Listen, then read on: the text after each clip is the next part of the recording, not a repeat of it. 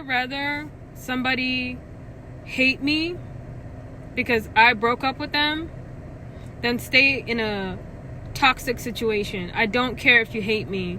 I'm glad that I got out. I'd rather you hate me for the rest of your life than me stay in a situation that caused me so much pain. I don't do rage. I don't do verbal and emotional abuse. I just don't do it. I grew up around it. I don't want it. So when somebody's doing this to you, pay attention. It starts out subtle, but then it progresses. And you have to catch it. Catch it.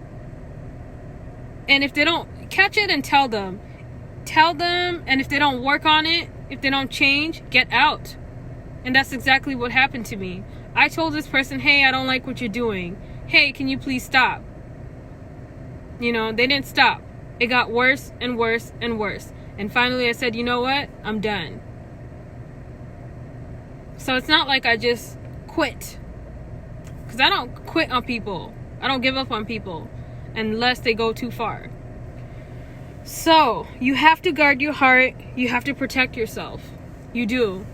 Because there are some wicked people out there. There's some wicked people out there, but there's also people out there who love you. My uncle was the one who actually talked to me and told me, hey, you have to find yourself worthy. My dad would tell me the same thing too. Hey, I don't like this guy. I think one day he's going to choke you. There's people in your lives, father figures, even your mother. Listen to them. When they're telling you something like this, it's because they love you and they see that person the way that you're not seeing them. So you need to pay attention to your family too. Your family is not your enemy. I know you want to be in a relationship. I know you want to be like everybody else, all exclusive and trendy, but you have to protect yourself. You have to guard your heart because life flows from it.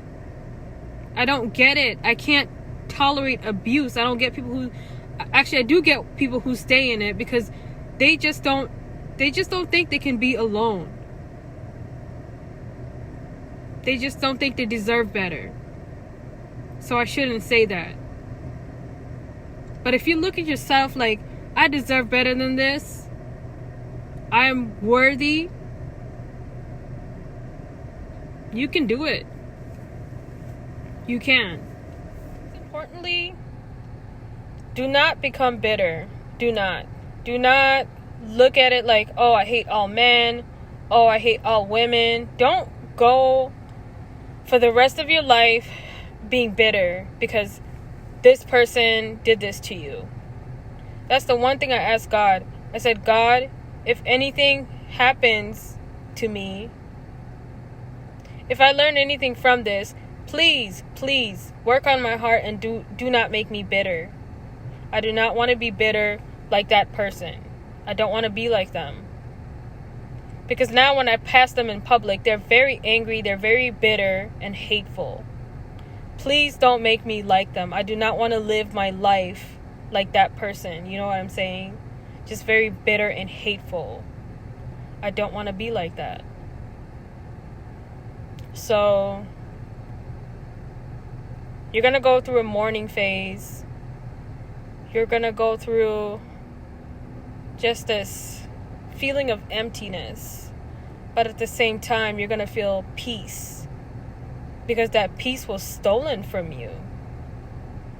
And I remember, I work in hospital pharmacy, and I remember times where I was so stressed out, I don't even know how I didn't make a medication error. I would be so stressed out by this person that I didn't know how I didn't even make a medication error. Because it was just that bad. The fights, the fights on dates, the fights, just anywhere. Just being criticized all the time. Just feeling like you're never going to be good enough. Being strung along, empty promises, like you wanting to grow and then that person not wanting to grow. It was always a game. And I'm glad I caught on. I'm glad that God revealed to me early on, this is not going to work out. I'm glad family members even told me, we don't like this person, he's not good for you, and we think that one day he's going to kill you. Just based off of the way that he would rage. So, yeah, sometimes you don't see, you see it, but you need confirmation. That's the problem, I think it is, when you're in this type of toxic situations. You need confirmation from other people. And sometimes some people do get confirmation and they don't get out. They still stay. They stay until they're in their grave. And I think that's the saddest thing ever.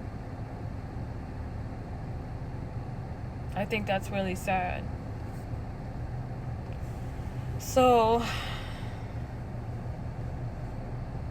I just hope you find a way out.